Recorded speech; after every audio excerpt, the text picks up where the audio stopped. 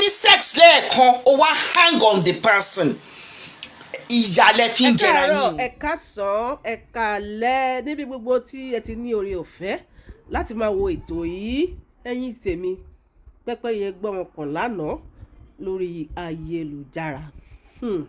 Arábìnrin kan jáde ó lóun bímọ fún King Wasiu Ayinde bó tilẹ̀ jẹ́ pé ó sọ ọ̀pọ̀lọpọ̀ ọ̀rọ̀.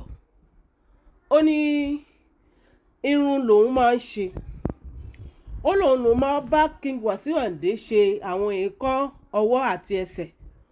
Ó ní King Wasiu Ayinde máa wá ṣe ní ṣọ́ọ̀bù òun. Ó ní ṣùgbọ́n nígbà tó pẹ́ tó yá ó ní King Wasiu Ayinde wá ní ṣé òun lè máa ṣe home service.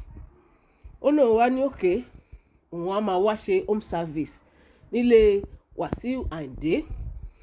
Mo wá rò pé níbi tí wọ́n ṣáà ti bẹ̀rẹ̀ sí ní ṣe home service yìí nǹkan míì ṣáà ṣẹlẹ̀. Arábìnrin ní òun àti Wasiu Ayinde pé wọ́n fẹ́ ara wọn fún odidi ọdún 7 kó tó di pé òun ní oyún. Ó ní lẹ́yìn tó ní oyún ó ní Wasiu Ayinde wá ní kóun lọ ṣẹ́ oyún yìí. Ó lọ wá ní òkè. Ó ní Wasiu Ayinde sọ pé òun wọ ọmọ rárá ìpè kó lọ ṣẹ́ oyún yóò máa fún un ní owó tóun á fi ṣẹ́ oyún. Ó ní ìgbà tó pẹ́ títí tóun retí òun remú òun ò rí Wasiu Ayinde kó fún un ní owó láti ṣẹ́ oyún yìí. Ó ní bó ṣe kúkú ní jẹ́ kóun kúkú bí ọmọ yìí ló bá bí ọmọbìnrin tí à ń wí yìí. Ọmọbìnrin náà ti máa lọ sí ọmọ 12 to 13 years. Ó lọ ṣàbí ọmọ. Ó ní Wasiu Ayinde ò gba ọmọ lọ́wọ́ òun. Ó ní gbogbo ọ̀nà tóun mọ̀ ló ń gbà pátápátá. Ó ní Wasiu Ayinde sọ pé òun ti sọ pé òun ò fẹ́ oyún kó lọ ṣẹ́ oyún. Ó nígbà tóun wá gbé ọmọ yìí lọ sí ọ̀dọ̀ ìyá Wasiu Ayinde nígbà tí wọ́n wà láyé. Ó ní ṣe ni màmá bẹ̀rẹ̀ sí ní sun ẹkún pé nígbà tóun sì wà láyé òun bí ara òun. Ó ní ṣùgbọ́n gbogbo ọ̀nà pátápátá tóun gbà láti lè rí kóun rí Wasiu Ayinde kó lè bá òun tọ́jú ọmọ yìí. Ó ní pàbó ni gbogbo ẹ̀ já sí. Ó lóun ṣàtọ́jú ọmọ yìí títí tọ́mọ fi dàgbà. Ṣùgbọ́n nígbà tí agbára ò wá sí mọ́ bó ṣe jáde síta ní àná pé kí ọmọ Nàìjíríà kí wọ́n jọ̀ọ́ o kí wọ́n ṣàánú òun ti ṣe ipá agbára tóun lè ṣe láti lè rí tọ́jú ọmọ yìí pé ṣùgbọ́n ó ti rẹ̀ òun pé Wasiu Ayinde lòun bí ọmọ yìí fún pé ṣùgbọ́n Wasiu Ayinde ò bá òun tọ́jú ọmọ. Ẹ̀yin tèmi ọ̀pọ̀lọpọ̀ ọ̀rọ̀ ni a ti wá ń gbọ́. Bẹ́ẹ̀ làwọn kan dá arábìnrin lẹ́bi wípé ṣebí Wasiu Ayinde ti sọ pé òun ò fẹ́ ọmọ pé kó lọ ṣẹ́ oyún pé kí ló fà á tí ò fi ṣẹ́ oyún. Bẹ́ẹ̀ làwọn kan tún ní tó bá lọ ṣẹ́ oyún tó bá kú ńkọ́. Bẹ́ẹ̀ làwọn kan tún ní tó bá yẹ pé ó fẹ́ bí ọmọ tóun náà tó bá tún kú ńkọ́. Ẹ̀yin tèmi èyí ló fà á tí mọ̀mí Adébímpé aláṣọ àdúrà àwọn náà máa sọ̀rọ̀ sókè. Já ká gbọ́ nǹkan tí mọ̀mí aláṣọ àdúrà èyí tí wọ́n sọ nínú fọ́nrán yìí. Ẹjọ́ bẹ́ẹ̀ ṣe ń wo ètò yìí ẹ má gbàgbé láti drop comment. Ẹ ṣe opinion yín lórí ọ̀rọ̀ tí mọ̀mí aláṣọ àdúrà èyí tí wọ́n sọ nínú fọ́nrán yìí. Ẹ má dẹ̀ gbàgbé láti follow wa. Ọmọ tá a bá máa gbé wá sí ilé ayé tí ò bá ti jẹ́ planned child ọ̀rọ̀ mi lè le ọ̀rọ̀ tó bá máa wọ etí èèyàn náà ló máa le. Ẹ jẹ́ kí àwọn ọmọ tẹ́ máa gbé wá sílé ayé kó jẹ́ planned. Tọ́mọ yẹn bá jẹ́ planned ẹ lè máa fi àdàbí yẹn ré lórí àwọn ọkùnrin. All my children are planned despite the fact that I'm a single mother. None of my children ni bàbá sọ pé lọ ṣẹ́. Tí ọkùnrin bá ti sọ fún ẹ pé kó lọ ṣẹ́ oyún ọkùnrin yẹn ò wá interested nìyẹn kò fẹ́ mọ nǹkan tí ọmọ yẹn fẹ́ dà. Ọmọ yẹn ò bá jẹ́ President of United States of America kò fẹ́ mọ̀ ó ní kó lọ ṣẹ́. Tó bá dé decide lọ́kàn ara ẹ tó ò ṣẹ́ oyún yẹn my dear sister o ti ready àti gbé bùkátà yẹn fúnra rẹ ni. O ti ready àti gbé bùkátà yẹn fúnra rẹ ni. Nítorí pé tí obìnrin bá ti ṣe ẹsẹ̀ gbé lákọ̀ọ́kọ́ the probability pé ó máa ṣe ẹsẹ̀ gbé lẹ́ẹ̀kejì ẹlẹ́ẹ̀kẹta ẹlẹ́ẹ̀kẹrin tí ó bá fi dé lẹ́ẹ̀kẹwàá ó possible. Tó bọ́kùnrin bá ti sọ fún ẹ my sister tọkùnrin bá sọ fún ẹ yìí pé mi ò fẹ́ oyún mo fẹ́ kájọ máa ṣeré ni mi ò fẹ́ oyún mistake ju ọkọ àti rẹni tó ṣe oríṣiríṣi family planning tó fail ní òkè ó wá fail ó dẹ̀ sọ fún ẹ pé mi ò fẹ́ wá lọ ṣẹ́ ó dẹ̀ wá decide lọ́kàn ara ẹ pé wọ́n ti sọ fún ẹ lé babaláwo kan rí aláàfáà kan ti sọ fún ẹ prophet kan ti sọ fún ẹ adáhunṣe kan ti sọ fún ẹ pé kó má ṣẹ́yún my dear sister ẹ gbà bẹ́ẹ̀ ẹ gbé bùkátà yín ẹ dẹ̀ gbàgbé ń pa ẹni yẹn tó bá wá sínú láìfi yín tó fún yín ní nǹkan ẹ gbà á ṣùgbọ́n ẹ má wàá máa drag èèyàn lórí social media. Kò bá mi tọ́jú ọmọ mo ti bímọ fún lẹ́yìn ọdún mẹ́wàá ọdún mẹ́ẹ̀ẹ́dógún ẹnu ara sísítà ẹni sísítà ẹ fi sọ pé allegedly ẹni tó ń lóyún fún Wàsíù Àyìndé ó ní pé kóun lọ ṣẹ́ oyún yẹn. That means pé Wàsíù was not interested in the pregnancy. Ní kí Wàsíù má gbọ́mọ o but mo kọ́kọ́ fẹ́ bá àwa obìnrin wí kí n tó lọ sọ́dọ̀ bàbá Wàsíù King Wàsíù ni. Àwa obìnrin Ọlọ́run fún wa ní ọ̀nà àti grace yẹn. We can decide ọmọ tó máa wá sílé ayé and we can decide ọmọ tí ò ní wá sílé ayé. Obìnrin ló nìyẹn agbára kò dẹ̀ sí agbára tó jù yẹn lọ ní gbogbo ayé yìí. And once you have determined in your heart ipe mo fẹ́ keep pregnancy despite the fact that the man involved ti ní pé òun ò fẹ́ wàá gbàgbé lébu ẹni o. Tẹ́ bá ń lo ìbálòpọ̀ ẹ máa lo protection make sure because you are the one that will bear the brunt. You are the one that will bear the brunt. That is the bone of contention. He told you that he is not interested in having a baby with you. You should abort it. And you dated for 7 years. Within that 7 years that you dated, my sister, they date for 7 years. Ìwọ ló sọ o ní owó ní àpò ẹ tó jẹ́ pé ẹni tó dé tó sọ pé àmì ò fọmọ pẹ̀lú ẹ. You can imagine bí Wàsíù ṣe máa sọ. We all know Wàsíù Àyìndé. Ọmọ adébọ̀lẹ̀ ti gbọ́yọ̀ orí burúkú wára mi ò fẹ́ lọ́wọ́ bó ṣe máa ṣe. Ó náà máa fowó ránṣẹ́ síyàn kan sí ẹ. Gbogbo alamọ̀ pé ó ní sọ́bẹ̀ni bóyá ó ti gbàgbé. Ó mú owó lápò tiẹ̀ kó lọ ṣẹ́ oyún yẹn kó dẹ̀ máa bá láìfò ẹ lọ. You decided to leave the pregnancy. Èló náà fi ń ṣẹ́yún ní Nàìjíríà? Èló? Ẹ sọ fún mi náà. Èló náà fi ń ṣẹ́yún ní Nàìjíríà? Let us not go there. Èló náà fi ń ṣẹ́yún ní Nàìjíríà? Wàsíù Àyìndé tí wọ́n bá ti gbọ́mọ wá tẹ́ẹ̀dẹ̀ kọ́kọ́ mọ̀ wípé ẹ ti bá obìnrin ṣàjọṣepọ̀ ẹ tiẹ̀ kọ́kọ́ sẹ́tù ẹ̀ ná ẹ mọ̀ pé owó poverty ló jẹ́ kó padà wá. Owó poverty ló jẹ́ kó padà wá. Èyí tí wọ́n ní ẹ̀ ń dẹ ajá sí wọn tí ẹ̀ dá sí yẹn ẹ jù yẹn lọ allegedly. Wàsíù Àyìndé, you are more than that. Anybody that you have had a sexual intercourse with that comes to you for your status and your reputation within Nigerian country, within the country called Nigeria, you know you are holding high esteem in some places. Story tóbìnrin yẹn wá sọ tó ní pé òun sùn síta èèyàn kan wá fóun lóye ìkan nínú àwọn security ló wá fóun lówó bóyá 10,000 naira tóun fi wá lọ tó sọ so many ọ̀rọ̀ sóhun tó ṣá advice òun pé tóun bá lẹ́mìí òun lò kóun má wà mọ́ ìgbàṣegbà ìkòkò bàbá aṣáṣùn tó wá fún ní 10,000.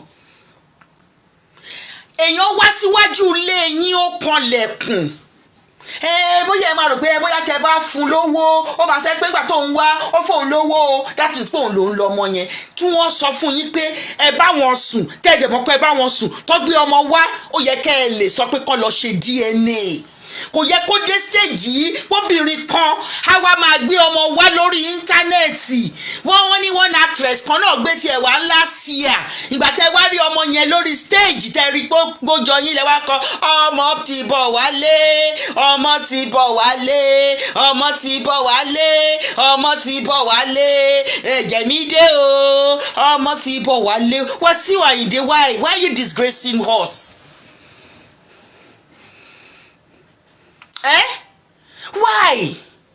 Why are you disgracing some of us that loves you for who you are and for the music that you are playing?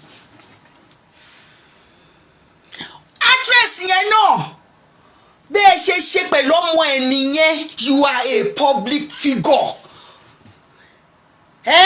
Tí actress yẹn tí mi ò mọ̀rúkọ ẹ̀ tẹ́ lè kọ́rúkọ actress yẹn síbí débi pé ó ní depression lẹ́yìn ìgbà tó ní depression tán ó tún wá lọ ní lupus ọlọ́run ló yọ ọ́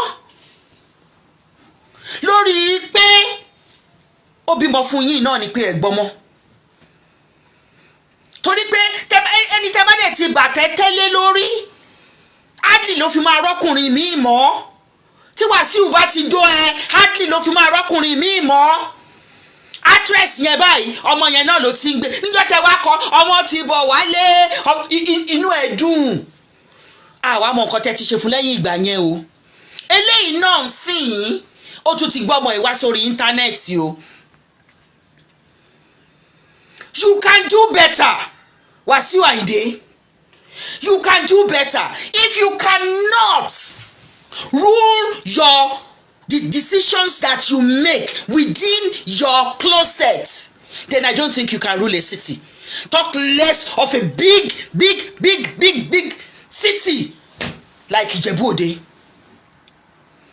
Bisola Badmus bó ṣe ló bímọ fún yín náà nìyẹn. Òun ló dá nìkan tọ́ ọmọ yẹn. Nígbà tẹ́ wá rí ọmọ yẹn tó wá dàbí pé ẹ pọ̀ lẹ̀. Lẹ́wà kọ ọmọ ti bọ̀ lélẹ̀ ọmọ ti bọ̀ lélẹ̀ ọmọ ìhùlé wa ọmọ ti wálé o ọmọ ti dọmọ wa ọmọ dọ̀lápọ̀ o kí ló jẹ́ bẹ́ẹ̀? Must every woman come to drag you on this internet? There are people that are rich in this country tí wọ́n ti drag lórí íńtánẹ́ẹ̀tì. Dangote wà ń bẹ̀ ṣé allegedly ṣé madam Dangote nìkan ni Dangote fi nǹkan sí fún nǹkan ni. Tó bá pèèyàn lábùfin rọ̀rọ̀ ó máa pa fún ẹ mọ́ níjẹrẹ Wasiu Ayinde ẹ lọ ṣe DNA ọmọ yẹn ẹ wò mí ò dá lábàá mo pa láṣẹ ni Adébíyí Aláṣọ Àdúrà lórúkọ mi mo túgò mi ṣe kẹ́lẹ̀ bá rí dáadáa mi ò dá lábàá mo pa láṣẹ ni gẹ́gẹ́ bí obìnrin tó ń advocate fún gbogbo ènìyàn irrespective of the agenda. Mo pa láṣẹ fún yín ìpè kẹ́ ẹ lọ ṣe DNA ọmọ yẹn tó bá wá jẹ́ pé ẹ̀yin lẹ ní ọmọ yẹn kẹ́ ẹ dẹ̀ bí a full responsibility lórí ẹ̀ kẹ́ ẹ bí a full responsibility lórí ẹ̀ ṣé ẹ mọ̀ yí pé the fact pé obìnrin yìí jáde ń sìn tó bá jẹ́ wípé wọ́n ti ya máàkì yín pé ẹ fẹ́ jẹ ẹ máa jẹ ọba yẹn wọ́n lè ti torí ẹ̀ kó bà reputation yín jẹ́ pátápátá náà for life. Ẹ má máa fi allegedly ọwọ́ ọ̀la gbáyàn lójú ẹ bá sùn yes ẹ bí a responsibility ẹjọ́ lu òfin ní ẹjọ́ ṣẹ ní torí pé ẹ lo condom òun náà dẹ̀ insist pé kẹ́ lo condom ẹ lo withdrawal method ẹ dá sí bó ṣe sọ ó wá doyún tán ẹ náà fẹ́ wípé kó lọ ṣẹ allegedly owó tẹ́ máa fi ṣẹ́yún náà ẹ fún òun allegedly òun ló ṣe fọmọ́lẹ̀ ọmọ tí ò mọwọ́ tí ò mẹsẹ̀ tó dúró sọ́run jẹ́jẹ́ tiẹ̀ tó ń kí hallelujah sọ́dọ̀ baba God every minute bẹ́ẹ̀ ṣe lọ fà jáde nìyẹn ẹ wá fà jáde wá sínú ayé òṣì àti ẹ̀ṣẹ̀ yìí ẹ wá tọ́jú ẹ̀. Wàsíù Àyìndé, it sound disgusting kan ní ọmọ yín kò lọ sí school, wọn ò rówó ọmọ school yín, ọmọ yín wọn ò rówó school ẹ̀ san, ebi ń pa ọmọ yín, ìyá ẹ̀ ń sùn sí abẹ́ staircase.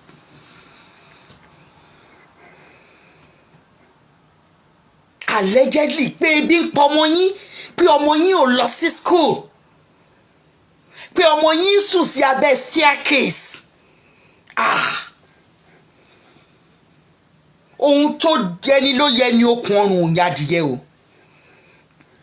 Òótọ́ ọ̀rọ̀ ni ká má sọ òun. Ṣe withdrawal method lo condom. Allegedly ó nẹ́yìn ilé ẹ bá òun sùn tóun ṣe bí ọmọ àṣìṣà yẹn, ó ní ẹ sọ lórúkọ, ó ní ẹ forúkọ ránṣẹ́, ẹ fi 100,000 tí ṣé 100,000 yẹn ni kó máa gbọ́ bùkátà ilé ayé ọmọ yẹn.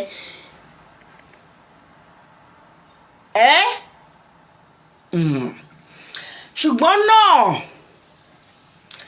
ọmọ tí à ń wò yẹn ó máa ti tó bí ọmọ 12, 13, 14, 15 kọ́sí mi ò mọ èjẹ̀, ẹ fi 100,000 tẹ́ ẹ fún yẹn lẹ fi ra gbogbo life ọmọ yẹn ni. Well, Wàsíù Àyìndé, ẹ lọ ṣe DNA ọmọ yẹn kẹ́ẹ̀dẹ̀ jẹ́ ká mọ̀ bóyá ẹ̀yin lẹ ní ọmọ àbí ẹ̀yin kọ́ lẹ lọ. Unfortunately, Wàsíù doesn't take responsibility of his children. I pity the women burning for him. Àwọn ọmọ tó ń bat fún. Ẹ̀yin obìnrin, ẹ̀yin náà lẹ́yìn máa jẹ gbogbo ìyà tó wà ń bẹ́ẹ̀. Ẹ̀yin ni mò ń sọ fún. She's going to 13. Good. Ẹ̀yin ni mò ń sọ fún. Ẹ wo ẹni tó jẹ́ wípé tọkùnrin bá ti sọ fún yín pé ó lè jẹ́ olówó wìnìkìkì, ìsàlẹ̀ ọ̀rọ̀ lẹ́gbin, ìsàlẹ̀ ọ̀rọ̀ ó lẹ́gbin.